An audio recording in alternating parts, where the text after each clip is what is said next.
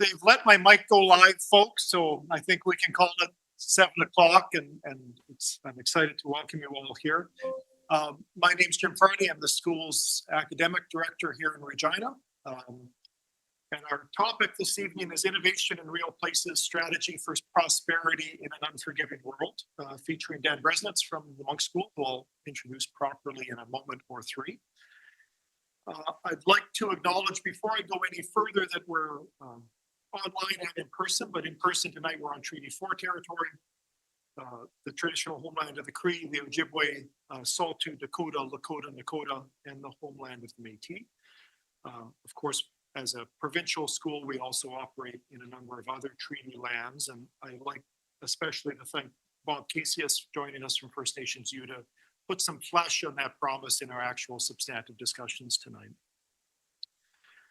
I have some brief introductory comments before we get to the kind of special, both Dan's talk and then a really wonderful panel, and I'm grateful, and we'll introduce properly all the panelists. But I'll just say two things very quickly before I ask David Brock to come up from CIC. Tonight's a bit of a unique partnership for us. This has really genuinely been a partnership between JSGS and Crown Investments Corp. I think it's led to a much better panel tonight, and I know that David and Dan have been busy working with senior groups in the public service in the last 2 days with a variety of seminars. I think it's really wonderful and speaks to what JSGS can do uniquely. So we are a partnership between the province's two universities, but I always like to say our silent partner is the provincial public service, and I see a lot of public service leaders in the room tonight, and I'm very glad to see you here. My last kind of preamble bit is we're most of the way through the U of R's 50th anniversary year. And so this is a little bit of a celebration. We're a newer part of a young university, but worth recognizing that. And I think certainly exemplifying the as one who serves motto. So David, if you could come up and share a few thoughts about how this came together and why Crown Investments Corp is interested in innovation, perhaps.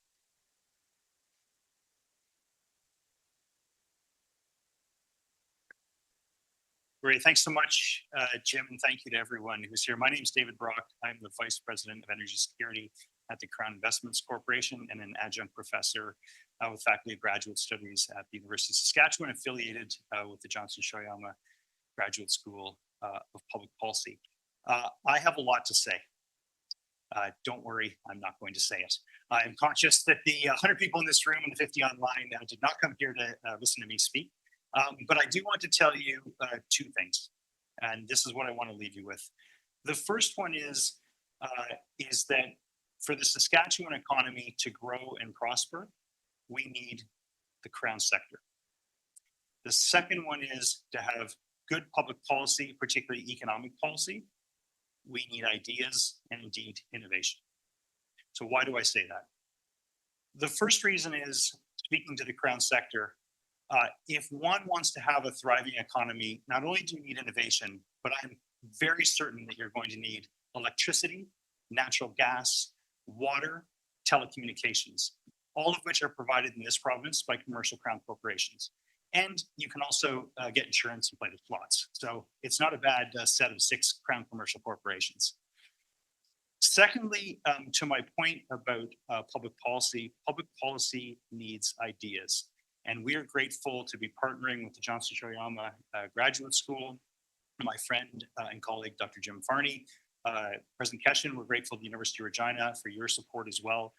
It's harkening back to a book that I know Jim and I both appreciate on the influence of ideas in public policy.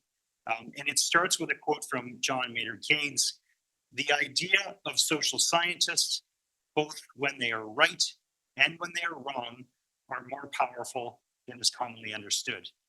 It is not for me to pronounce on whether the ideas from Dr. Breznitz are right or wrong. I will leave that to the esteemed panel that we've assembled from Saskatchewan. Thank you so much for being here tonight. Thanks for the partnership, and we look forward to the lecture, Dr. Breznitz.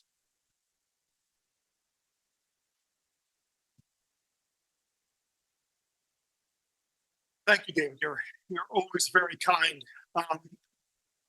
Couple of brief housekeeping things. You entered in through doors. You can also exit out through them should the need arise. The washrooms are just to my left, your right on the south side. When we get to the audience Q&A, please, if you're in the room, simply raise your hand and a staff member will find you with a mic. If you're online, and I know we've got a sizable chunk of people there, please remember to mute yourself. We can't see you in the room, but we can hear you if you get up to anything that's entertaining. If you have a question or a logistical answer, just email jsgs.events@uregina.ca and we'll do our best to resolve it or bring the questions to me. The format for tonight is fairly straightforward. So Dr. Breznitz will give us a kind of 30-minute summary of his book. He insisted, he's like, I know enough about Canadian federalism to come to Saskatchewan as the guy from Toronto with a bunch of right answers is perhaps a bit dangerous. So he insisted that we have a panel of local leaders kind of respond. So I'll introduce the panelists here after Dan's. And then we'll open the floor up to Q&A and we have a reception after to continue the conversation. I will ask, because many of you in the room probably like to sit and formulate your questions while you're listening. There is a difference between a question and a statement. Please just be clear which one you're making, right? Sometimes we like to disguise them. So Dr. Breznitz, who it's been a pleasure to spend some time with in the last day or so. He's the university professor and Munk Chair of Innovation Studies at the Munk School of Global Affairs and Public Policy at the University of Toronto. He has a very long list of academic appointments and honors and awards, but I think the unique one is that his latest book, Innovation in Real Places, Strategies for Prosperity in an Unforgiving World, was chosen by the Financial Times as one of the best books of 2021 and won both of Canada's major public policy book awards, the Basile Prize for Public Policy given by the Writers' Trust and the Donner Prize Award for the best book on public policy. He also crossed over somewhat uniquely. It's also a very high honor to be the Clifford Clark Economist in 2020-2021 with the Federal Department of Finance, which was a moment, if you remember back 3 or 4 years ago, of some pretty serious rethinking or opportunities for change around the Canadian economy. So very happy to have him with us, very happy to have him share his thoughts. Invite Dan to come up and then share the framework. He's got some slides and then I'll properly introduce our panel. But Dan, come on up. It's wonderful to have you with us.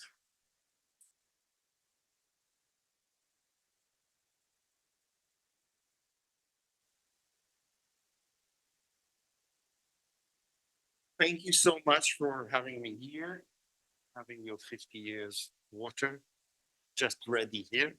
And if the people in the Zoom forget to mute themselves, if they can share the results from the game as they talk, that's also will be great. I want to share with you first why I wrote that book, this book, which I have slightly less than 30 minutes to discuss. And the reason is that I got really, really frustrated and angry in the way we talked about innovation and economic growth and prosperity. And I thought that a book needs to be written which reminds us why we should care about innovation, what is innovation, and at least as importantly, what we, so people who live in communities, cities, regions, provinces, can do with the limits that we have for our communities to have innovation-based growth and also prosperity. And 11 years later, I finished the book. So first, I think it's really important that we remind ourselves what is innovation and why we should care about it. So the first thing, which we don't do enough in this country, is to remember that innovation is not invention. So invention is the act of coming up with an idea. Innovation is the act of actually taking those ideas and putting them in reality. And in the case of the economics and economic growth, it is taking ideas for either making new products or services, improving products and services, combining them together to have better offering, figure out better ways to produce them, maintaining them, even selling them. It is across the whole stage of production of both goods and services. And the other thing that is really important about innovation, it really helps economic growth and well-being because it's continuous, not because it is a one-time effort. A good example, since you mentioned 22, 21, and there was a little thing called COVID back then. We had an invention which is about 120 years old called video conferencing. And we were doing, for most of those 120 years, everything in our power to avoid it because it was really expensive, really clunky, and really bad quality. I even worked with Cisco in China in 2007, and they were trying to sell around the world rooms for great video conferencing that cost just 1.5 million.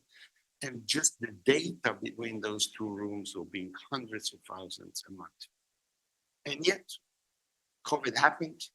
We opened our laptops, our tablets, Zoom, Teams, and maybe it wasn't the best education on earth for anyone who have kids like me, but it was some kind of education, and we managed to work.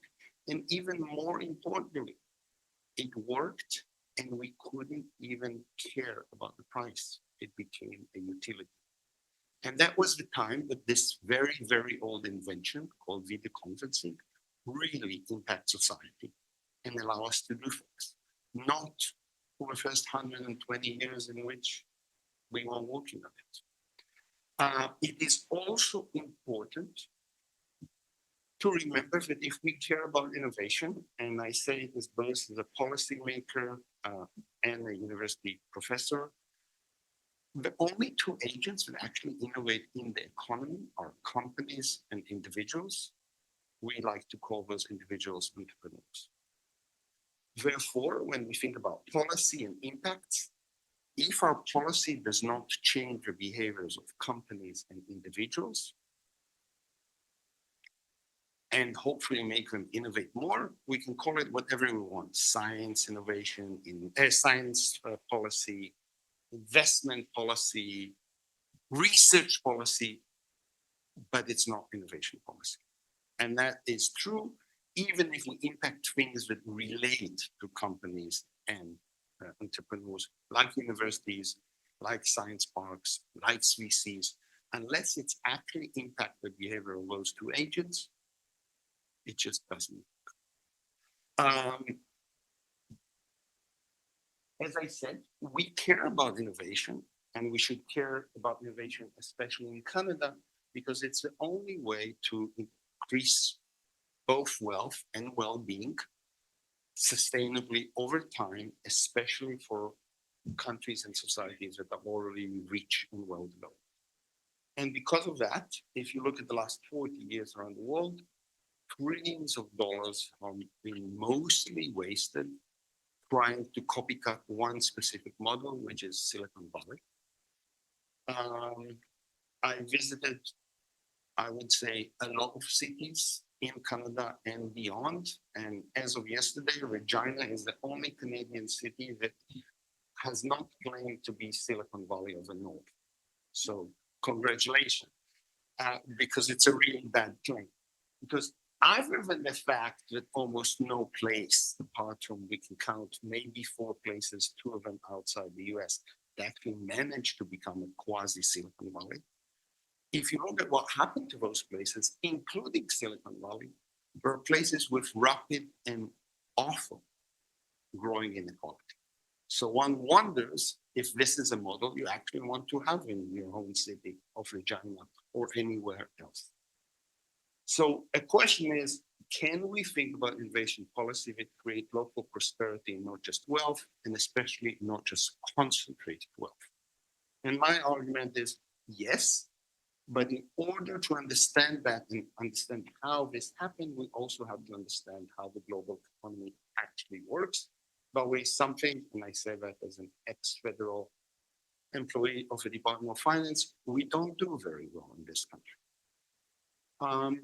And what really has changed especially since the 80s and much more rapidly since 2000, is that the way both products and services are now produced globally is in a fragmented way where each place, locale, specialized not just in an industry, but a specific slice of that industry. An example I like to use, because I did a lot of research about that industry, is semiconductors. If you go to Silicon Valley, called for the semiconductors, to Tel Aviv, to Seoul, to Taipei or Shenzhen, to Shenzhen, to Tokyo, you will see that all of them have really successful semiconductors industries. You would look at the names of the biggest companies, you'll find out that those companies are the same. So you might think this is the same industry. But then you look at what they actually do in those very different places, and those are as different as can be. So in Tel Aviv and Silicon Valley, they come up with new ideas to put on silicon.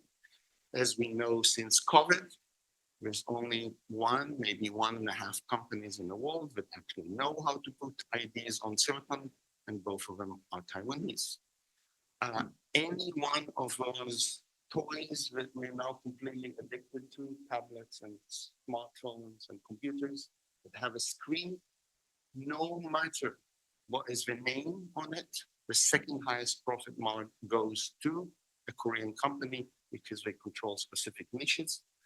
And none of us would be able to buy any of those machines every 2 years without the massive innovation in materials and different material science, in taking tens of thousands of changing components and putting them into a toy or a machine or a gadget that we like to buy in a certain price, moving from production of a few thousand to a few millions and back, which happens in China. Let me make it slightly less, and sorry, maybe the most important thing, if we look at them from the point of view of economic policymakers, each of those places actually have very different distributional. Who gains and who loses, and how many are gaining and losers. What kind of skills they have, how we pay them, where there's a lot, much more wide prosperity in all the other stages, which don't look like Singapore. So those are real choices that we have, both of where we want to excel, but also how our society looks. Let me make it slightly less abstract and very quickly go through 4 cases. So one is Tel Aviv, which I like to call the case of the good, the bad, and just the plainly sad. And I started using that before the tragic war that has been happening there for the last 2 years. So first, the good or the interesting or the miracle. In 1968, which is the first year that that country even looked at the things we now call innovation, there was no high tech. Those concepts did not exist anywhere in the world. So they called it science-based industries. They found out that they have in the whole civilian sector 886 R&D engineers. I don't know about the University of Regina, but in all other places of higher education I've been teaching, if you teach an introductory BA course in political science or in chemistry, you will enter a room with more students than that number. This is not a spelling mistake. This is the real inflation rate. And no, we're not talking about Argentina. We're talking about Israel. In less than 10 years. And you can see it in the name of a currency. It was the Israeli pound or Israeli lira, because it was also a British colony. Then it became worthless very quickly. So we changed it to a shekel because we like things from the Bible. Then the shekel became completely worthless. And because we're so innovative, we ran out of ideas. So they call it the new Israeli shekel, which is the currency they have now. And yet, by 2000, and forget the billions, just look at the percentage. And it has grown since. From being nothing, the IT industry and just startups are now producing more than 70% of GDP growth annually. So from being nothing, they have become the engine of growth of the whole economy. And Israel has the highest number of high-tech firms of NASDAQ under the US, after the US and China, which is really sad for me, because when I started this research, I could say after the US and Canada, but Canada is no longer even in the game. And the world highest R&D intensity, what we call here BARD, business investment in R&D, of over 5% of GDP per year for the last 20 years. So by all accounts, an amazing miracle. But it also has a very dark side. If you look at 68, Israel was the second most egalitarian economy in the greater OECD. If you look in 2021, and it has only grown worse, Israel is the second most unequal society, especially among the rich countries in the OECD. To put it into perspective, technically we call them households. You might know them as families. 1 out of every 5 families in Israel does not have enough money to buy food at the end of the month. You add the other 20% just above them, which are barely surviving. And the result of this wonderful miracle is that up to 40% of the population are really, really, really and on the road to nowhere. Now, in the road to nowhere, because the only thing that works is the startup nation. So the nerds elite, the engineers from the best universities, the VCs, some lawyers, a few celebrity chefs are having the best time of their life. The starting salary equals the salaries of Silicon Valley, so they become millionaires, and they have lottery tickets, stock or stock options, which make them billionaires. The rest, which is about 85% of the population, are on the road to nowhere. And even worse, because all the money comes from abroad in Israel. When you have a financial exit, all the profits goes out of the country. So you should think about it as Silicon Valley on steroids. And yet, as I said, apart from Regina, every place I've been in the world claims that they want to be safe. A completely different story, and also a reminder that innovation is not just ICT and high tech. Is in this very small place called the Riviera del Venta, which is just above Venice, about an hour, which specialized in shoes manufacturing, but not just shoe manufacturing, but very expensive, high-end female shoe manufacturing. So no matter what brand, if you buy a shoe from a designer or high fashion house, which costs from 500 euros to several tens of thousands, that shoe visited that very small place in Italy at some point in its life. And the reason is that that place in Italy basically is the Taiwan for the shoe manufacturing. So if you have a great idea for design for a shoe and you want somewhere to actually make it happen, that's a place where it becomes a shoe. Which, unlike what you see in a reality TV show, doesn't take just 24 hours.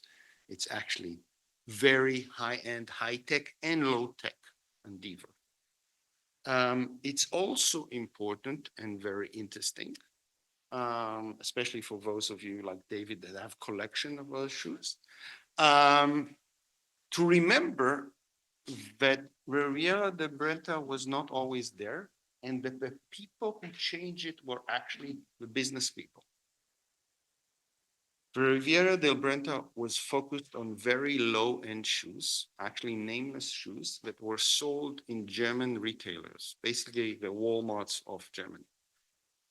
They realized in the 80s that there's no future in that. First, Central and East Europe is coming, and Portugal, and then China. And they started going to the high fashion houses, first in Paris and then in Milano, and basically try to figure out what is it that they really need, and transformed their locale with the help of public local public policymakers into what it is today. And in order to do that, you're talking about a place that really needs different innovational capacity, right? To make shoes, you do need a lot of material science. You do need 3D editing, but you also need people that know how to work with leather and how to make that wooden shoe design. So we have very different roles for innovation, very different role for policymakers. For example, policymakers there try to connect the local with the globe because you need an inflow and outflow both of goods but also of ideas. So we took the shoe, it's called the School of the Art of Shoe Manufacturing, and tied it to the Pearson School of Design in New York. And those in New York that want to learn how to design shoes come to Brenta for a year. So what happened is that the people in Brenta see the trends 5 or 6 years before they appear in the market. But also those shoe designers, when they become famous and actually design shoes, who do they ask to make their shoe for them? Their friends from Brenta. Very, very different than what we talked about in Israel. Of course, completely different financial systems. There are no big financial exits here. And very widespread prosperity, employing people with very different skill sets, and paying them well, even if not all of them become billionaires. Stage 3, second generation product and component innovation. I already mentioned the semiconductor industry, so you have a picture to see them, but let's talk about a different industry. And that is bicycle manufacturing. So I don't know how many of you remember, but when I was a kid and a student, if you wanted to be mountain biking into the business of mountain biking, you better be a professional athlete because those bikes were unbelievably heavy. You also better be really rich. Even the bikes I used in universities to move them to the second floor, it was a real exercise. Currently, the bikes I have now weigh less than my backpack. And the reason is Taiwan, basically using the same public research institute called E3, which when they decided to look for semiconductors, figure out which technology to take from the US and put in Taiwan. The same institution with a group of bicycle manufacturers looked around the world, recognized that there's a new technology called carbon fiber, which was then used only for defense in the US, circumvent the defense establishment of the US, brought that technology to Taiwan, figure out how to actually use it, diffuse it for those manufacturers. The most important one is Giant, which some of you might know, Giant bicycles. And the result was an ability to suddenly innovate in a very old industry. The design is 150 years, right? The diamond, 2 wheels, some things to move it around. By reimagining how you make the frames. So suddenly you have frames that are very, very strong and very, very light, and you can start to offer bicycles to segment of a population that did not use them and or did not think that they could use them for a certain activity. So how many of you here remember BMX? Say thank you to Taiwan and to Giant. And this continues to today. We're talking about an industry that even with the Chinese and Indian coming from below, several billions dollars a year in a city nobody heard about and nobody thinks about innovation. Again, much more widespread prosperity. They're employing material scientists, they're employing software programmers, but they also employ the people that actually produce bikes. Again, very different role for policymakers, very different innovational capacity, very different educational system, very different global, local flows of both goods and ideas, and much widespread prosperity. Last but not least is Shenzhen and the one in the Pearl River Delta.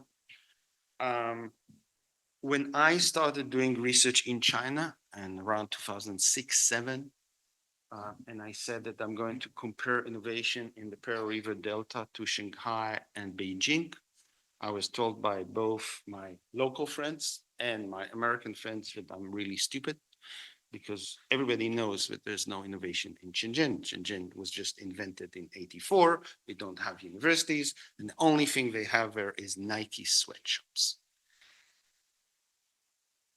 Surprise, surprise, each and every company that the Trump administration hates and the rest of the world is very fearful from comes from Shenzhen or Dongguan. From 85% of the drone manufacturing to electric vehicles and batteries, BYD, to software in Tencent, to Huawei, to ZTE, to the smartphones, and I can go on and on and on and on.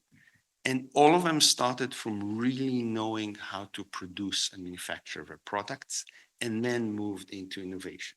And by the way, as a university professor, I can tell you that Shenzhen and the one don't really have great research universities even today.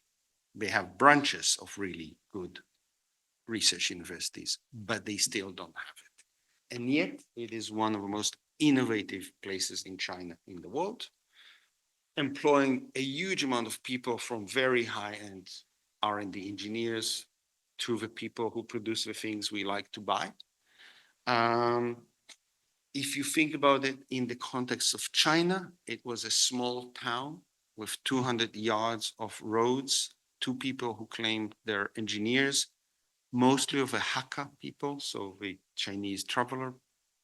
It is now one of the biggest cities, the richest city by far, with the highest GDP per capita. So really massive and very impressive and very widespread prosperity. I won't bore you. You can see that, and you just heard that this is a completely different innovation system, completely different financial system, completely different relationship with the world, widespread prosperity.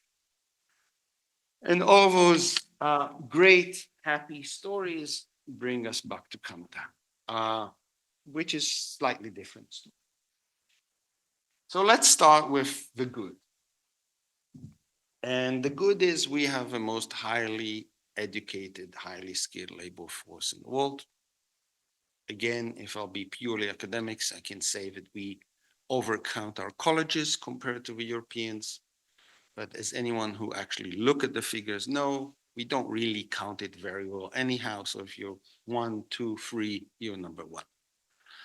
Our universities and public institution research output is as good as anyone, if not better, especially compared to the dollars we give them.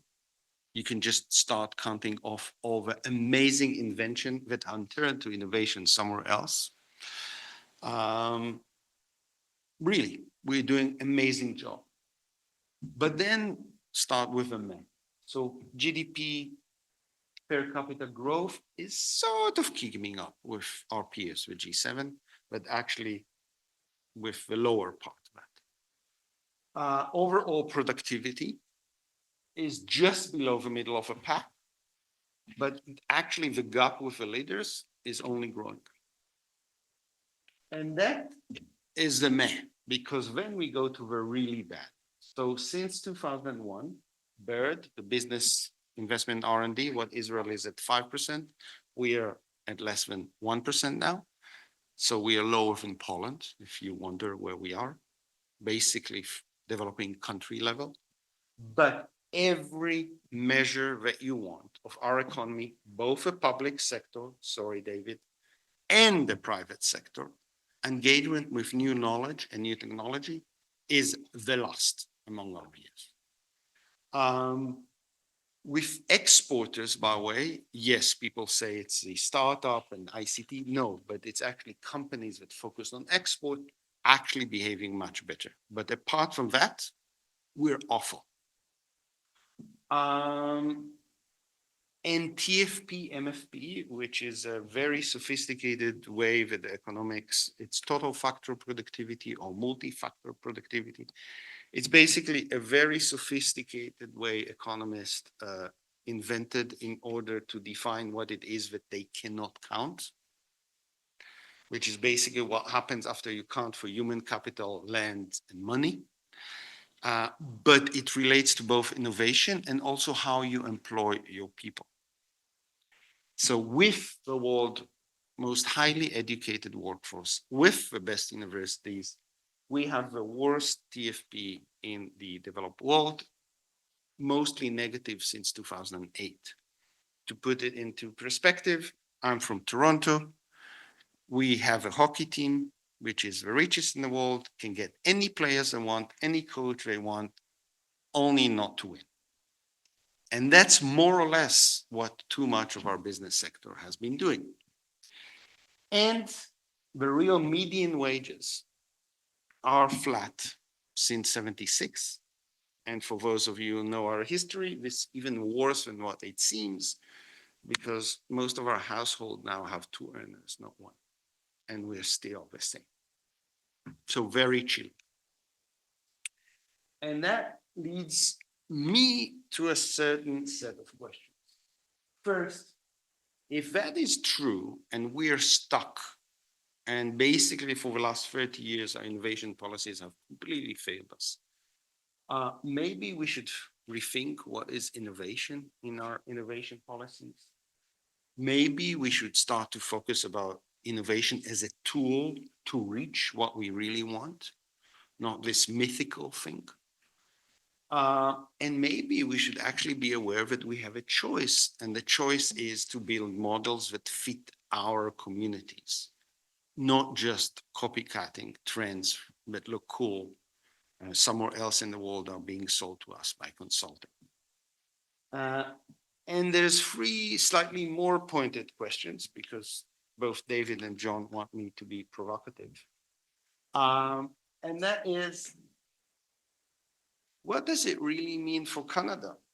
So how we shifted the middle class, and can we do something about it? So my answer is yes, definitely we shifted the middle class, and yes, definitely we can do something about it, but we have to get our act together, and we have not. And if you look at the green economy, which has been what the federal government has been talking about relentlessly for the last 10 years. First, are we even ambitious enough? If you actually look at the leaders in this field, we no longer talk just about green or transition, we talk about a complete bioeconomy. But even not that, how the hell do we think we're going to transform ourselves to a green economy? Forget being leaders. With a business sector, which is the last in the G7 to engage with new technologies and new ideas. Because by definition, transforming to green means that we have to start using new technologies. And if we want to be leaders, we have to be the leaders, not just in inventing them, but in innovating with them. We barely touch and buy new capital equipment in relative terms. And how we are ever going to, the whole world, not just Canada, to have a green transformation, which means mining of what we called very misleadingly critical minerals, because it's very misleading when copper and nickel and basically every other mineral of that list, those are, they're called critical, by the way, because you need them for the green transformation, not because they're rare or anything else. We need at least an order of magnitude more often. With the current way that the world, but especially Canada, is handling the mining industry, we're not going to do that. And if we're using the current technology to do that, the environmental damage that we're going to have will be so severe that no matter how many electric cars, by the way, when I first said that, I could say Tesla. Now, if I say Tesla, I'm being kicked out of town.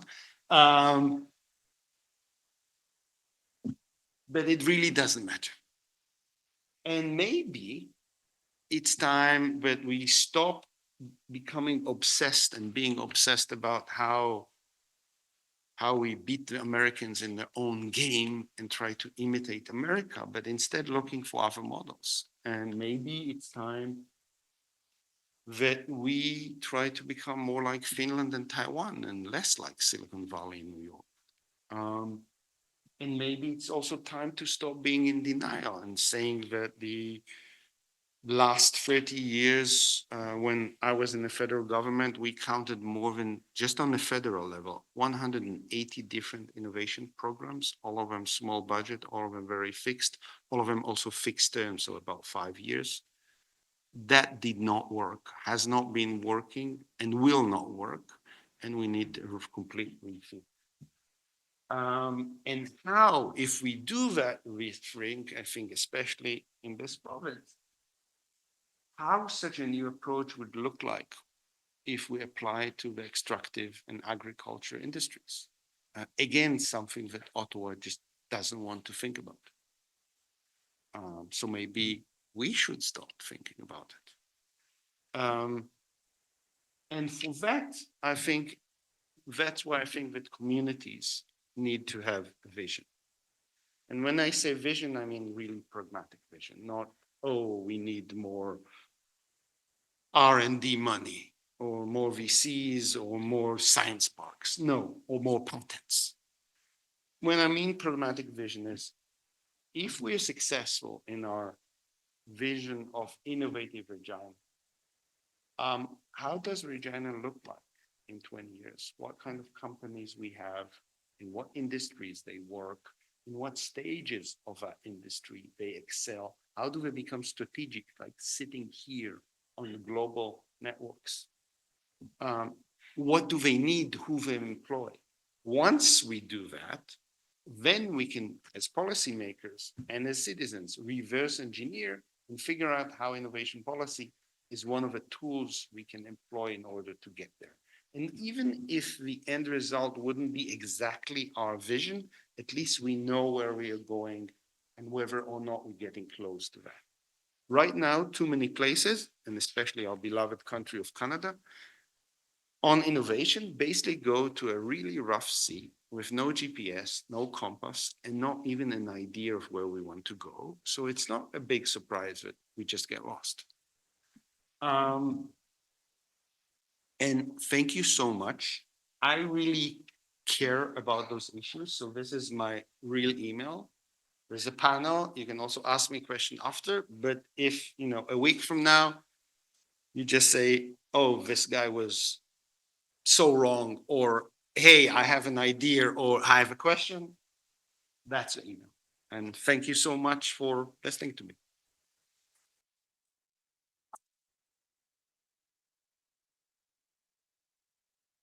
And now the big bosses. No, the big boss. My big boss, other ones around working. Thank you, Tim. So if the panelists, who I will introduce properly as they could come up, please have a seat. Dan, I think, has put together a really wonderful set of questions, and the 4 people that I'm going to invite up here in a moment take us some way to answering them, I think, in their day-to-day life. So Kari Harvey, who's the CEO of Innovation Saskatchewan, and I hope is going to say good things about how universities work with Saskatchewan's innovation ecosystem here in a moment. Really takes a lead in kind of some early stage public procurement of locally developed technology, supporting investments, scaling companies, making sure we have the labor force to do some of this innovation stuff. My friend Bob Casius, who's a professor at First Nations University of Canada. He's held many positions with First Nations U, and he won't let me say he was the first serious student of Indigenous entrepreneurship in Canada, so I will say he's one of the leading ones. Importantly tonight, he's also a member of Fishing Lake First Nations, which is doing some really interesting stuff in the innovation and investment space, and he's going to speak to that. I think in Saskatchewan, getting that piece right is crucial for us. Prabha Ramaswamy is the CEO of the Saskatchewan Chamber of Commerce. She comes to that work with Masters of Social Work, which I think is a really unique background. And before joining the chamber, was CEO of the Women's Entrepreneurs of Saskatchewan. I've got to say the forums on food, fuel, and fertilizer that she and her team put on are one of the places where these discussions about what's possible here really happens, and I think is unique, those rooms. And then last but not least, I left him last on legal advice. So let me shuffle here to make sure I've got the right stuff. Grant Cook, who's the CEO of Westcap Management, one of Saskatchewan's leading investment firms. He's also the co-founder of a number of other kind of international investor type funds. He's been deeply involved in the Saskatchewan community, so he currently serves as chair of SaskTel and of USask Property Investments. Is a member of the investment committee for the Saskatchewan Teachers Federation Pension Fund. Grant's also a lot of fun. So on the advice of counsel, I have to say that neither CIC nor the University of Regina are spiritually, criminally, nor civilly liable for anything that happens involving him between now and sunrise tomorrow. Let's just be clear about that. So maybe in reverse order of introductions, we could respond to some of the challenges that Dan posed to us. Grant, if you could kind of lead us off, and then we'll work back this way. And the mic should work for all of us to simply speak. We don't have to grab them. Not supposed to touch it, right? So how long would you like me to speak for? 24 hours. Yeah, Dan, yeah, thanks very much. I think the only critique I would have about your book when I read it a couple of times was there wasn't enough pictures in it, number one.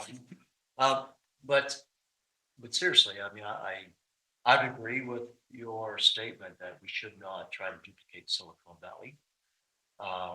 So the way I would approach, having looked at your book, is kind of look at the examples that you gave relative to stage 1, and then look at examples in stage 4. And the reason I don't look at the examples between 1 to 4 is because, much like the capital ecosystem, they tend to blur a little bit and they blend.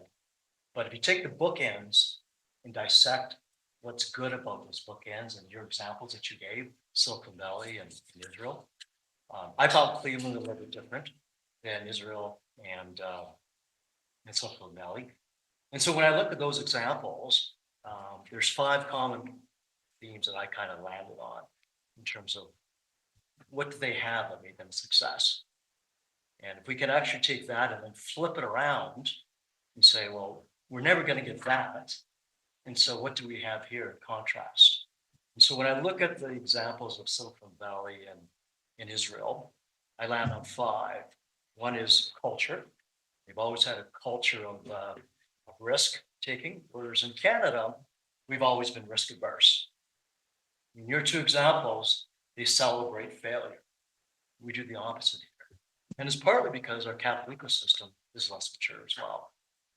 In both of your examples, their ecosystems are very much developed in terms of Silicon Valley, for example, has a hub of universities, lots of investment firms. Israel does too, actually. But they're dense, they're concentrated. You would know better in Israel. There's a corridor and hub around Tel Aviv. And so in Canada, we're diverse geographically from Vancouver to Toronto. So we can't actually get those hubs to have that collaboration that you need. The third common factor I saw in terms of stage 1 was government support. So I believe, I think like you do, I hope anyway, that government has a key role in innovation. In terms of Silicon and Israel, I mean, government support relative to IT protection, relative to favorable immigration policies, even ban on non-compete clauses, if you could go that far. Can you believe that? Are really outreaching government support policies that you have to be bold to do. And I think our government is starting to get there, and I know Kari's going to talk about that. I could go on probably for a couple of days relative to access to capital. Your 2 examples, those 2 cities have tons of access to capital. Whereas the ecosystem for capital in Canada, much less mature, much smaller in terms of population. So in Canada versus United States, we just don't have the capital to actually support our stage 1 companies from cradle to grave. We can't get them right through the whole meridian of growth. In fact, some examples and stats I could give you to show you the diverse challenge we have versus US in terms of stage 1 early stage companies. Per capita, the US companies raise 6 times more than we do in Canada. United States, VC investment accounts for just about 0.75% of GDP. We're about half that in Canada. What's really alarming is that we have just enough capital in Canada, much less, that we can play along and give a little bit of money to our stage 1 companies who are doing early stage innovation. But we just won't give them enough to fail. And the US investors, US VCs who have much more money, they come in and backfill. You could actually take it one step further. An analogy is that the further along our early stage companies go in terms of raising capital from early stage to B series, those are technical terms to the audience, I'm sorry. But the further along we go in terms of supporting our companies, we play really good with little bits of money at the beginning, and we match our US counterparts. But as companies mature, our percentage of the amount that we invest drops off, US backfills. So we're actually just about exporting our innovation companies to jurisdictions that have much more capital. We're actually doing the opposite of what we should be doing. And so that's the 4th common theme that I would have for your 2 examples. And 5th would certainly be around access to talent. And again, your examples show lots of access to talent, but let me give you this for a statistic. China, for example, who leads in AI, renewable energy, biotechnology, they graduate 4.7 million STEM students a year. US, way down at 800,000. In Canada, we're about, 150,000 if you include our foreign students. So access to talent relative to STEM and innovation is really a challenge as well. And so what I would do is take those things and say, we're never going to win the access to capital game. And so let's not even try to be that. And we're going to flip it around. And again, I know others want to speak. But I also did the same relative to stage 4.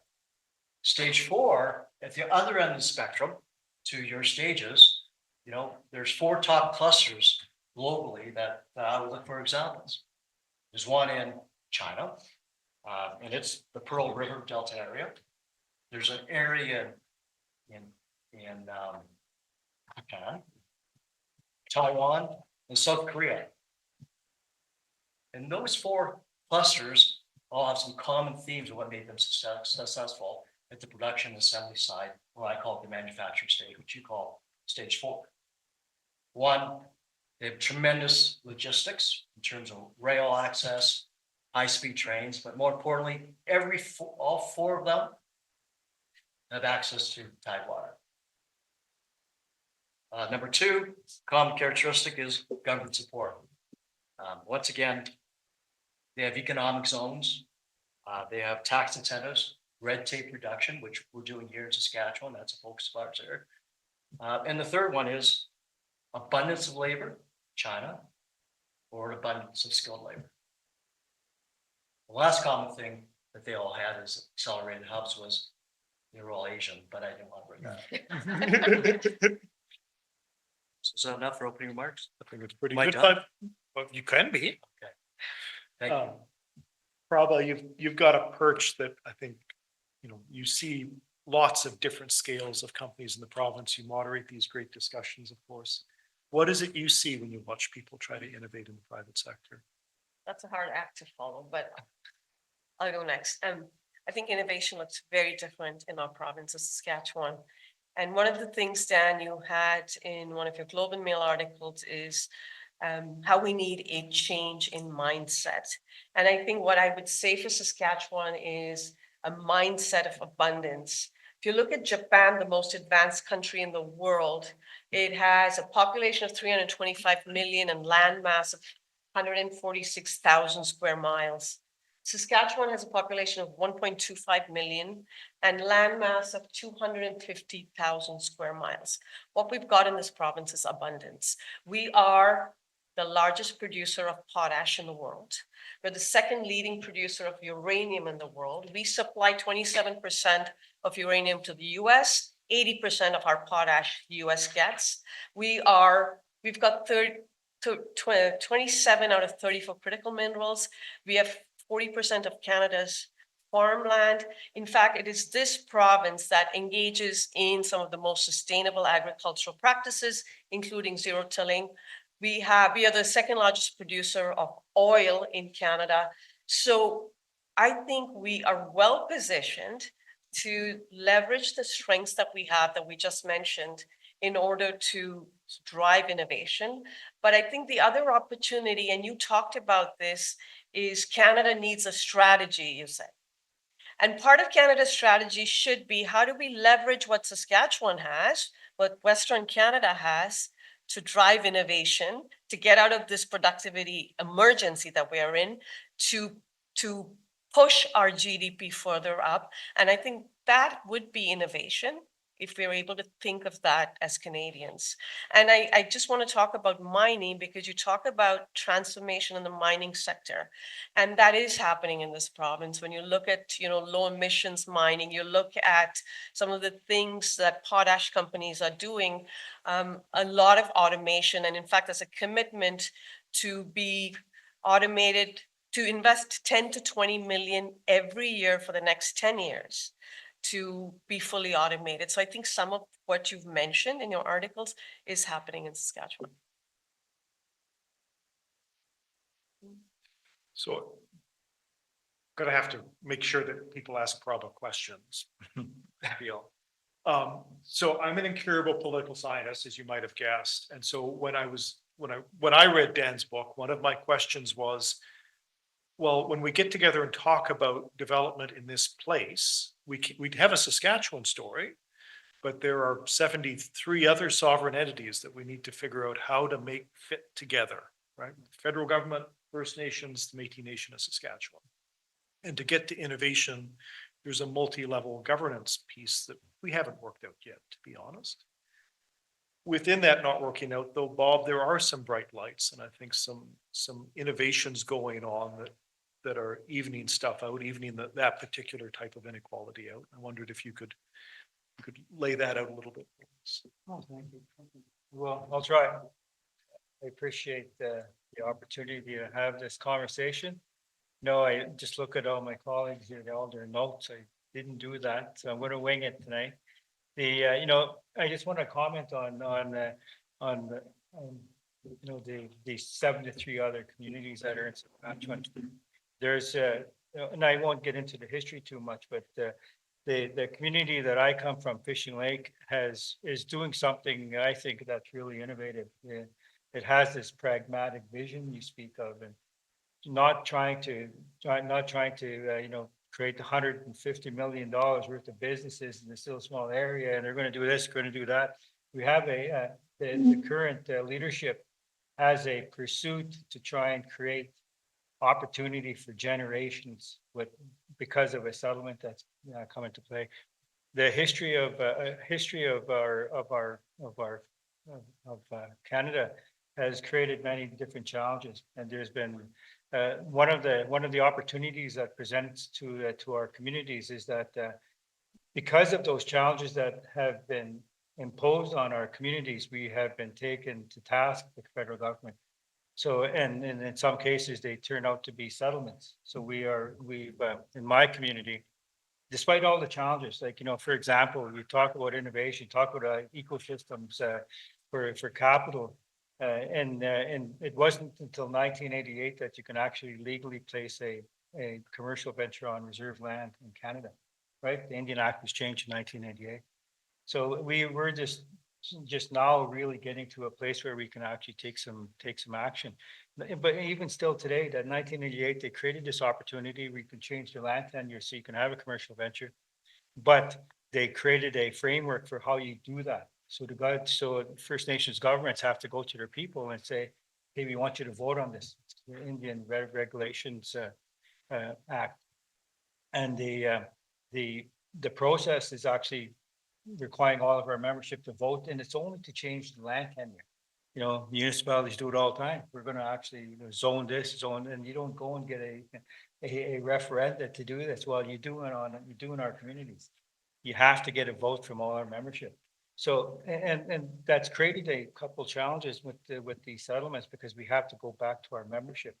So in recent in Western Canada, and in the past 15 years, there's been over $4 billion worth of settlements given to First Nations, and they're primarily focused on not meeting treaty obligations. So my community, what they're doing is that there's the provision that we're getting a settlement on is based on a provision in a treaty that says we're going to help you create an agriculture economy. You can be X, Y, Z, and you're going to create an agriculture economy. They didn't do it. They did everything else that you all know the history here.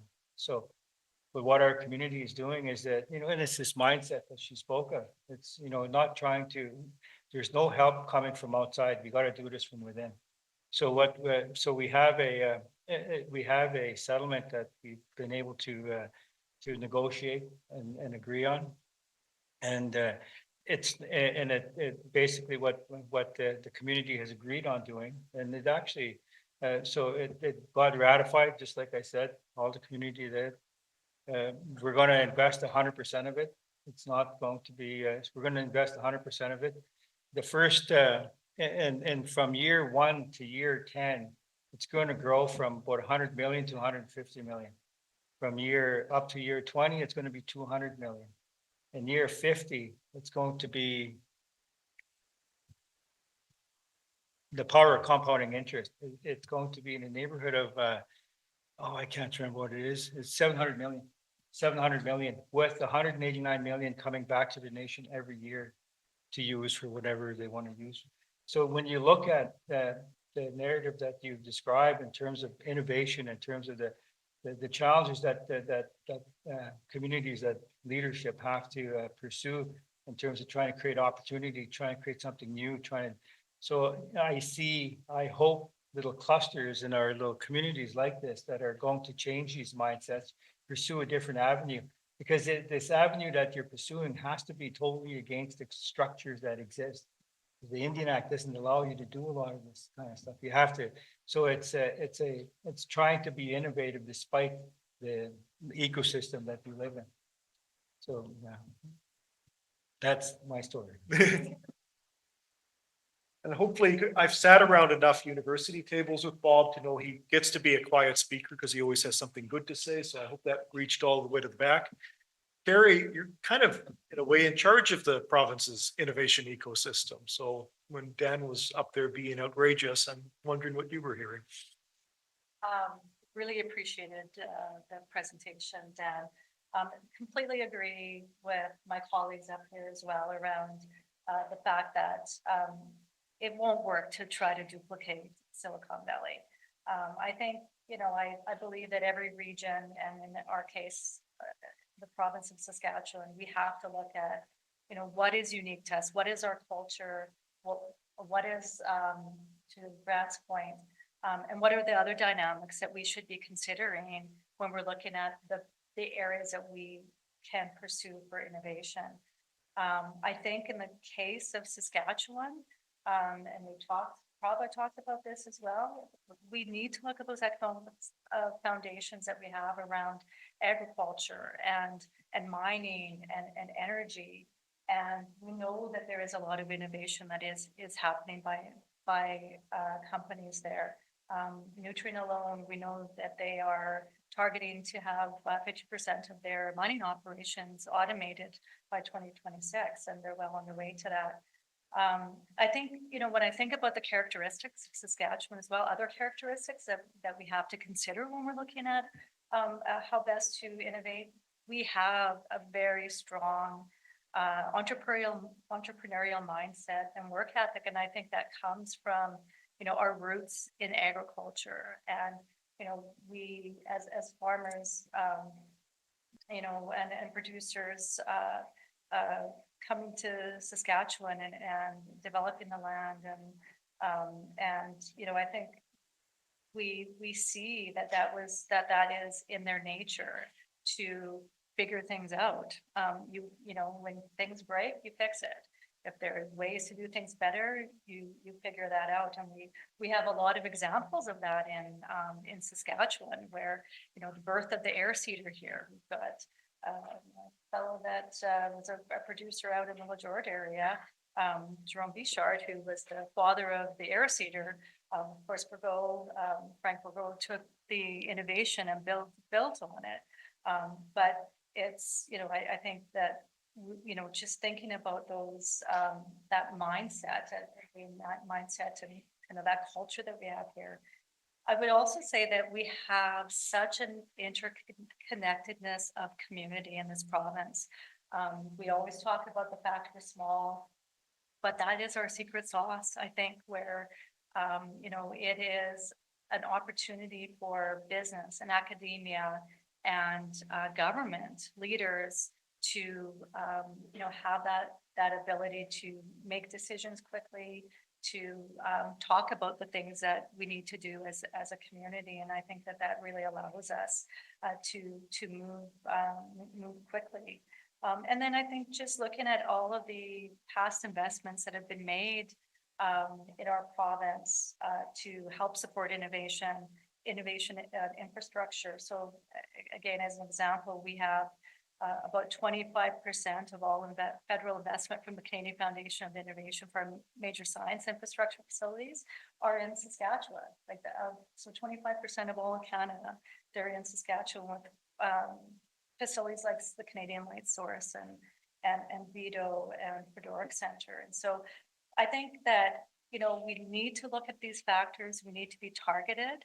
I struggle a little bit with, the idea of being putting into the boxes of stages, because I feel like different sectors may be at different stages. Like even when I think about the agricultural manufacturing industry here in Saskatchewan, that's probably way up that value chain on the stages where, we have a cluster that developed here that are now developing, they've got productivity, specialization, and are producing into other types of equipment.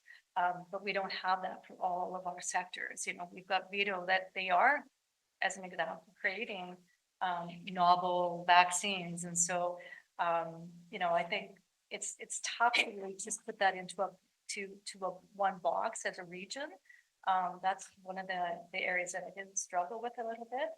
And I think just really being targeted at supporting those strengths. And that's what we've done as a province. So, in the ag tech sector is a really good example. Again, that strong foundation of agriculture, it just made sense for us to, as a community, look at how do we develop that sector. And so, the province has certainly played a role in that and providing some support in some grant programs that we have, but others in the community, like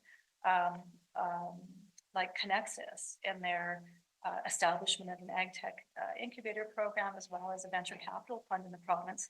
So it's the entire community that's looking at where do we want to focus and really, develop an innovative sector. So maybe I'll stop there.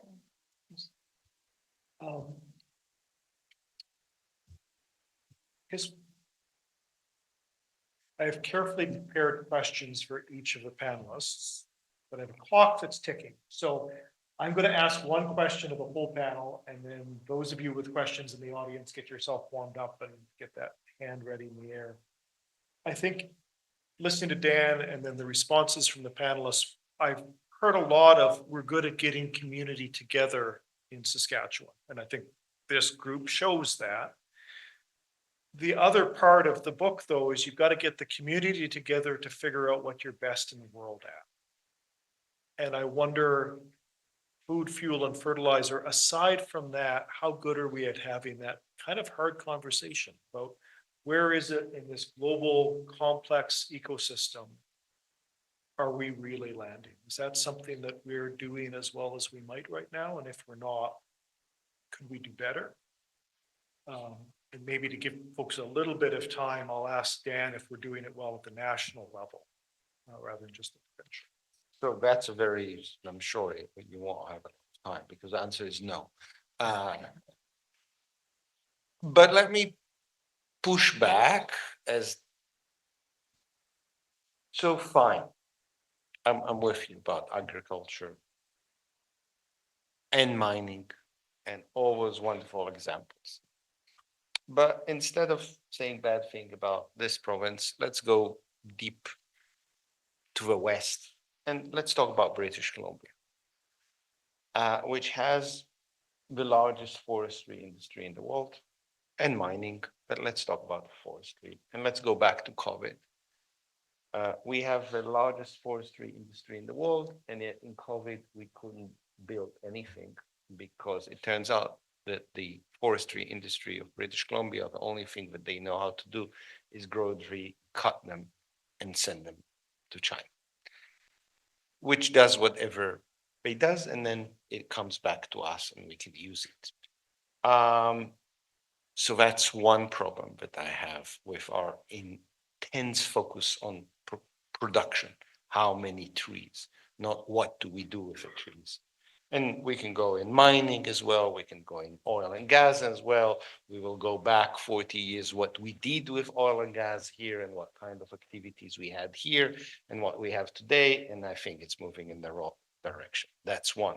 The second, around those industries, and again, I'll use forestry because I worked a lot with Finland.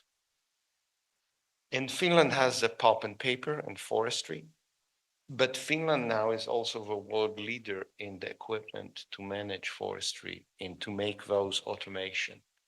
Sweden is one of the leaders. I don't know if you even know that Sweden is very big into mining, but Sweden is now one of the leaders of all the equipment, all those automation in the mines. And I can shit on my own province of Ontario. You go up to the north to mines with claims that's fully automated, not in Sudbury, that's a little bit different. But in Timmins and others, all the equipment is Swedish.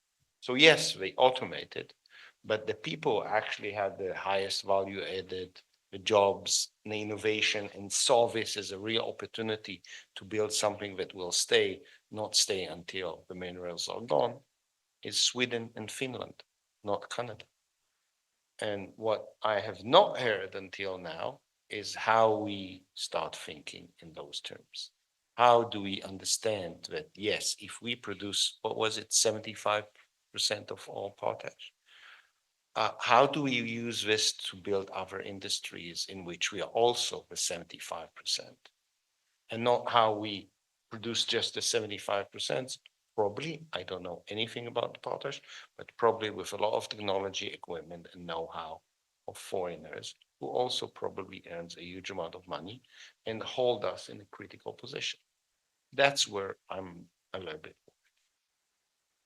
Is that provocative enough for you? Yes. Everyone's very polite here, so I will take quiet as you've been provocative. Kari, I think you can actually, I think you've got a good answer to some of this, thinking of. Yeah, and I'm going to again maybe talk about on the agricultural side, because I think we are seeing a lot of startups and technology companies that are establishing themselves here, and from here, individuals that have gone to our universities and are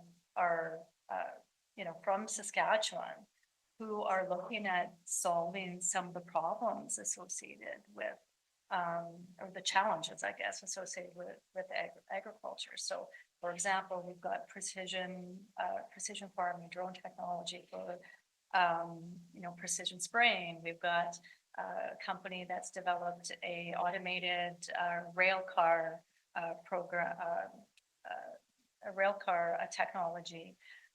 And so we're seeing these kinds of startups that are here, that are supporting those agricultural industries and I guess, you know, in some ways on the mining side as well. I did want to go to the societal consensus question as well, though, because I think in our province, we actually have a really big advantage over, I think, some of our other provinces where we have a government that has developed a vision, a growth plan for the province.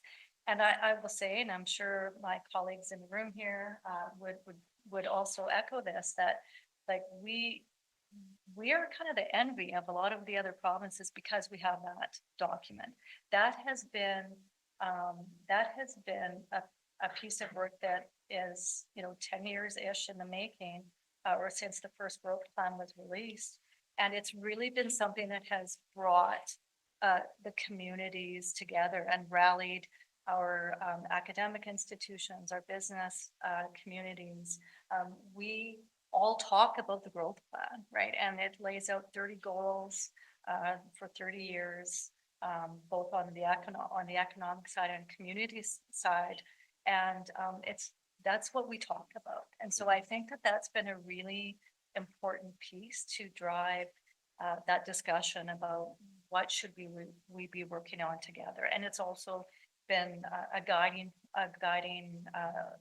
document for the government policies that we put in place to help support, you know, those goals. And those are monitored and reported on. And so we see progress. And I think the important thing, going back again to the province that we are, you know, we have the ability to shift quickly. If there's something that we need to do differently to support a change in the sector, we can do that more quickly than maybe some of the other jurisdictions.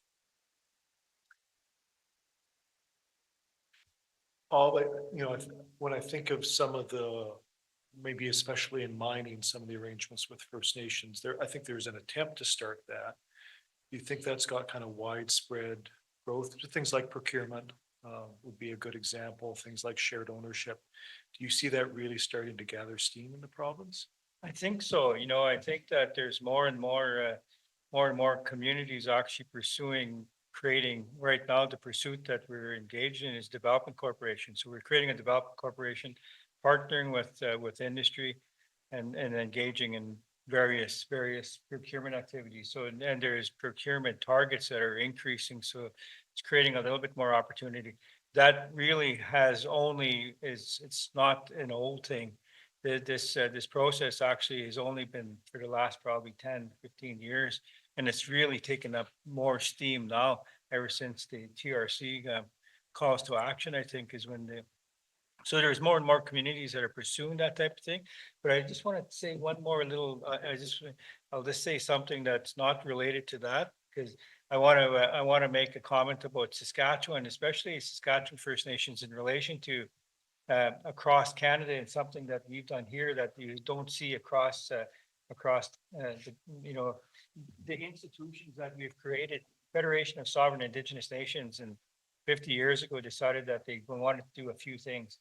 And since then, if you look at so we're talking about collective action, community action. In Saskatchewan, we have, that's all First Nations owned. It's all collectively owned by the 74 First Nations. So we have the First Nations University of Canada, where I'm from, right, where I work. Saskatchewan Indian Institute of Technology is a trade school.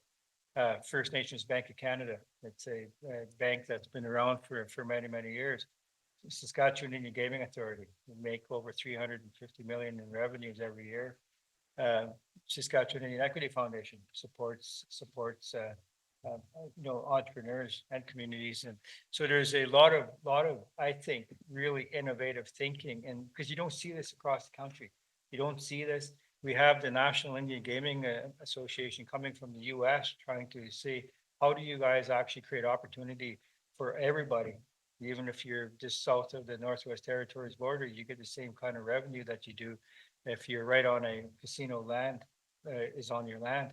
So, you know, we've been trying to pursue these changes despite all the crazy. And I think that Saskatchewan has done a really, really good job. Saskatchewan First Nations have done a really good job and moving the dial, you know, there needs to be a lot more. And, you know, and our communities are doing it now with the creation of these opportunities that are presented in procurement. There's a lot more entrepreneurs who are taking advantage and community development corporations creating partnerships to take advantage. So I think that there's hopefully, you know, lots of good stories to come from those types of activities.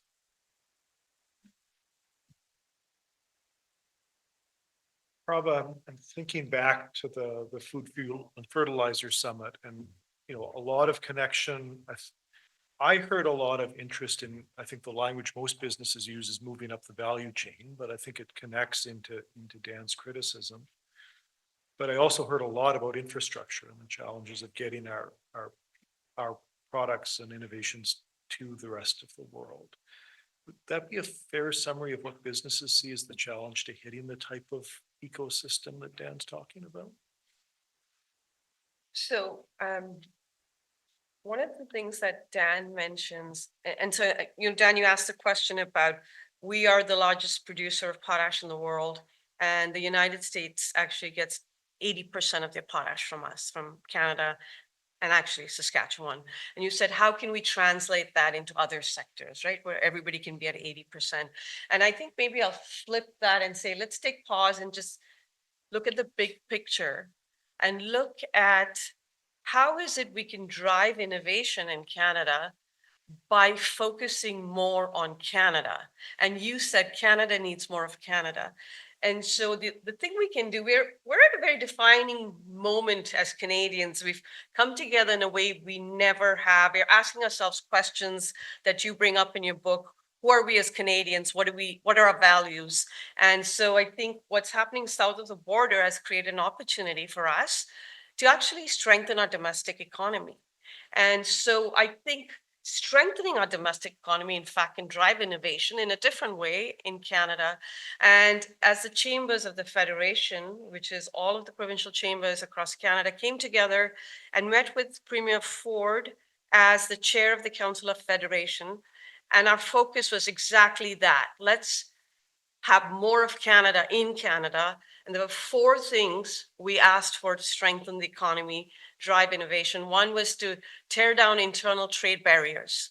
And that can actually translate into anywhere between 20 billion to 150 billion for our economy. So it could probably offset perhaps, you know, some of the loss through tariffs.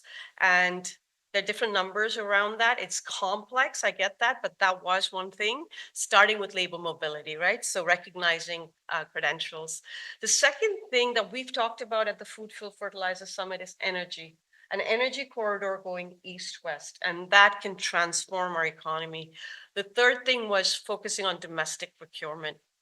And the fourth thing was making sure we are being smart and strategic in the renegotiation of the Canada-US Mexico agreement. And so I think those things in many ways could drive innovation in a different way in Canada. My last question, I guess, should go to Grant. I mean, we didn't get too deep into the technical capital stuff, but I think, you know, we touched on a little bit kind of the dangers of some of the venture capital model. So you've got a private sector view on it that you've been investing for 30 years or so. And the crowns that you're involved with are major capital investors in the province as well. Are we getting better at hitting that part of things in the province? Well, whatever she said, I'm scared of her. So. Yeah, so I guess putting my other hat on as chair of SaskTel and co-chair of collaboration, I'd start with this, that I've been fortunate to be in the venture capital private equity business in this province for 3 decades. That would make me about 90. I know you can't tell how old I am, but so I've been at it a long time. I would tell you that the time that I started building my business and selling Saskatchewan to the rest of the world, my very first meeting in Southeast Asia, the only way I could explain to them where Saskatchewan was was how far we were from Vancouver and Disneyland. And so if you believe today in food, fuel, and fertilizer, and energy and ag security, if you really believe that, and you really should believe it, because the stats tell you that it is really true, that we have what the world wants. It's not just a political statement. If you really believe it, in terms of all the statistics, then that should be our brand, and the world will come to us. How we move from there, take advantage of that innovation, relative to your book and all the questions you've asked and made us ask, I think is really the question off of that footprint.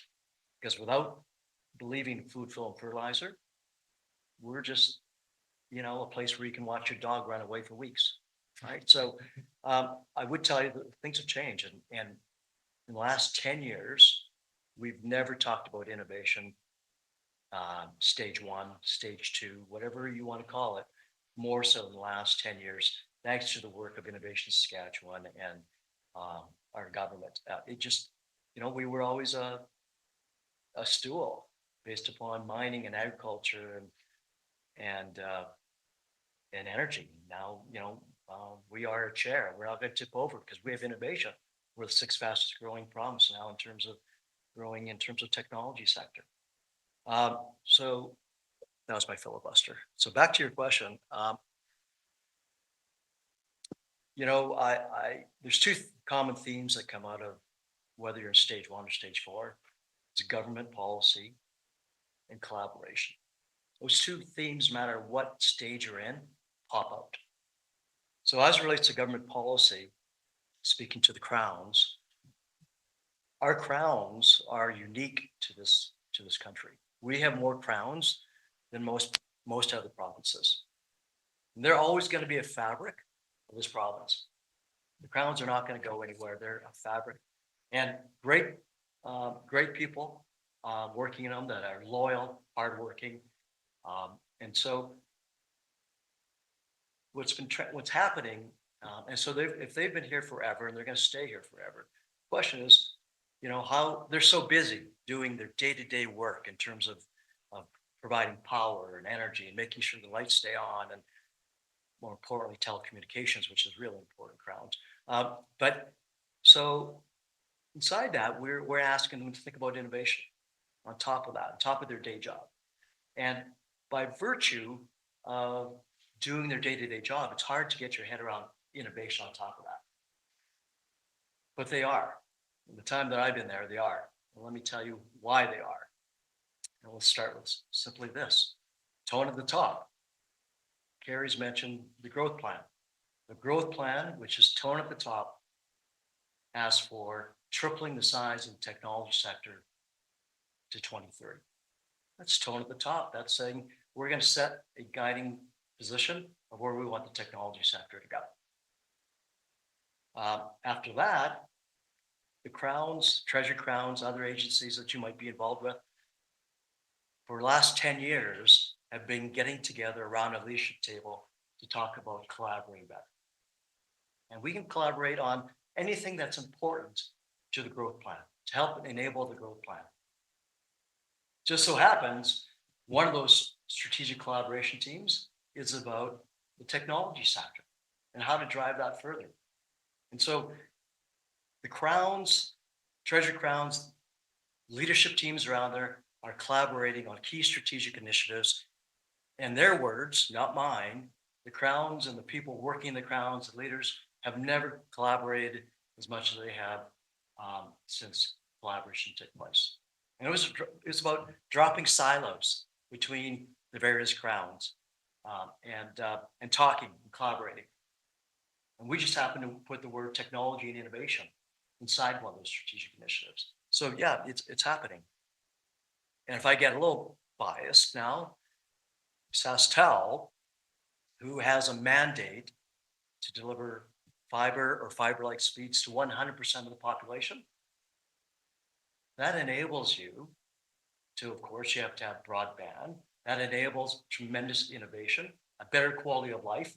But if you don't have broadband at the highest level, you don't have innovation. So with a provincial mandate to deliver of the population with the best technology, I think that would speak to an enabling and innovative province. We've been using the word, when we're done that, we're going to be a smart province because you can go anywhere and have the best broadband service, be it fixed or wireless. And as SaskTel, president's in the room, so I'm going to get marks for this. And as SaskTel moves from just being a telco to a techco, we're going to use our world-class infrastructure to enable more innovation in this province. Awesome. I vote Grant for South Saskatchewan all the time. That's really. So I think we probably only have time for, clock here, 2 audience questions. I have a tradition that the first one should go to a JSGS student because they're lovely people, but they tend to be a little shy. Anybody feeling brave? I don't even see any of the brave ones that I usually pick on. Oh, there we go. Oh, very excited. Good evening. Thank you very much for the panel and discussion. I am a Master of Public Policy student at JSGS, and I'm also really lucky to work at the U of R with student entrepreneurs. But so this question could be a little bit from left field. So there's about 1.25 million small to medium businesses in Canada, and about 43% are owned by baby boomers. And I was curious if some of these businesses are some sort of skeleton or foundation for future innovations as people are graduating, maybe more educated than past generations. Maybe we have access to more technology and know how to use it. Do you have any comments on that and the opportunities that could present? Thank you. Yeah, your facts are pretty good.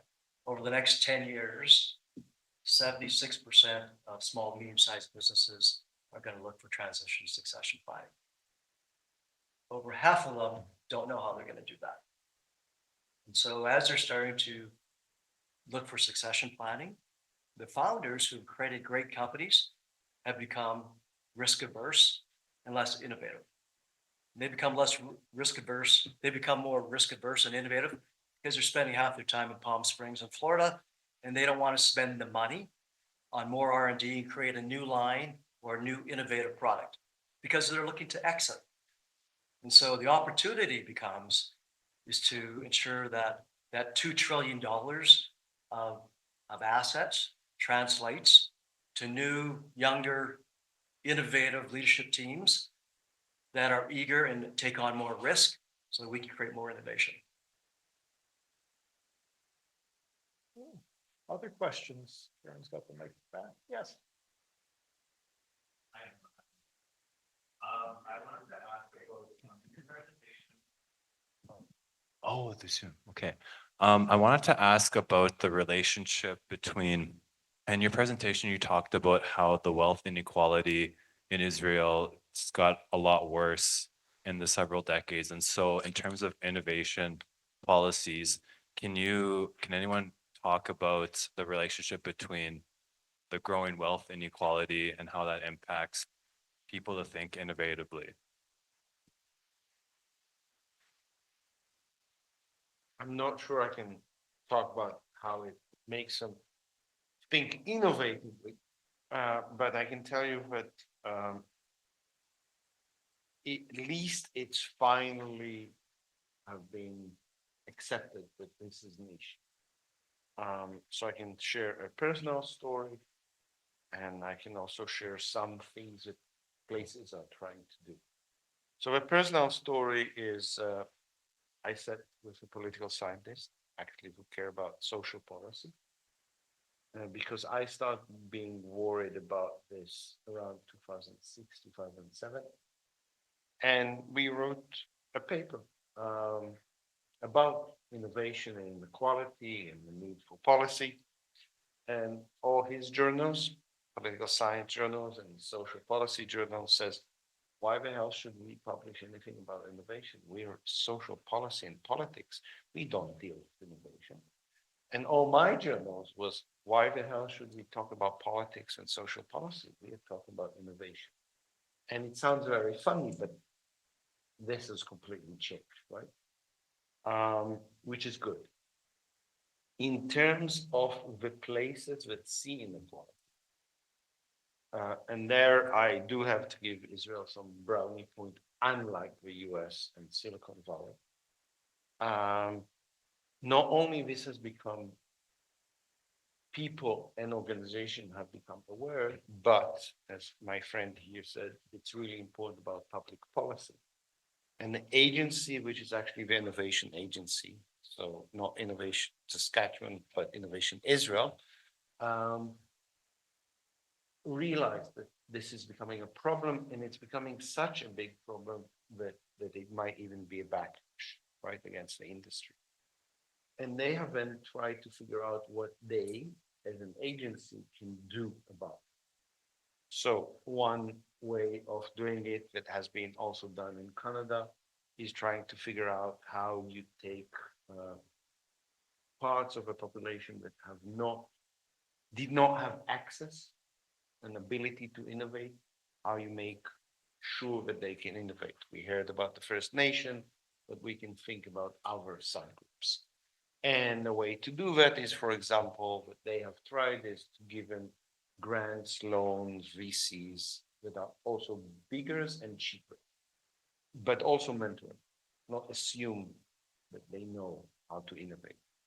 There have been programs to try to channel innovation both to social problems, but one that I really liked was if you develop technology that can help disabled people go back to the labor force, or people with disability, which is how they prefer to be known, you get significantly bigger grants for a longer period of time. Partly because of understanding that even if you will be market and not socially innovative, the market you're looking for are a lot smaller and much more fragmented, right? You're not talking about the whole population, you're talking about the subset of a population that have eye problem or sight problem. Whether that and the thing that has become really big in Canada for a while, social innovation and inclusive innovation, actually moved the needle. And I say that as someone who has been involved. The statistics don't lie, and very little. So for the people with disability in Israel, probably helped a bit. In terms of overall inequality, hasn't changed. So if you have smart people that care about public policy, and you can convince the brightest of them to start working on that, and not just use wonderful terms like inclusive innovation, but actually what it means and what kind of policies we need to it, then all power to you. I highly recommend that you do that. Such power. I'm going to end with a couple of thank yous and a couple of invitations. The thank yous, first of all are to the panel. So Kari and Prof came down from Saskatoon today for this. I think Grant and Bob are both off the plane from Calgary, if I understood things right. Dan obviously is a guest from another province. So they've all taken a lot of time, which is a precious thing. So thank you to all of you. It takes a fair bit of staff to put this type of thing on. They should have been celebrating Admin Professionals Day, and instead they're putting on a wonderful evening for us. So thanks to the team. 2 invitations. The most important one is there is a reception right out there, which I hope will offer opportunity to continue this conversation properly. So please take advantage of it. The last one I said at the top, this was a bit of an experiment. It was really wonderful to collaborate with CIC, that they had Dan working with their policy team for a couple of days. It's wonderful to have the type of community leaders up here on stage for this public discussion. I think getting to a discussion about questions is a key role that a policy school can play right now. And I hope this is a model that's attractive to people in the room. I'm easy to find online. I'd love to hear about ideas about how we can work with folks to put on things like this for other parts of the very broadly understood public service in Saskatchewan. I don't have a slide with my email on it, but the name's Farney. You Google it, put an F, not a C, and I'm very. You can? Okay. So big round of thank you to our panelists. Please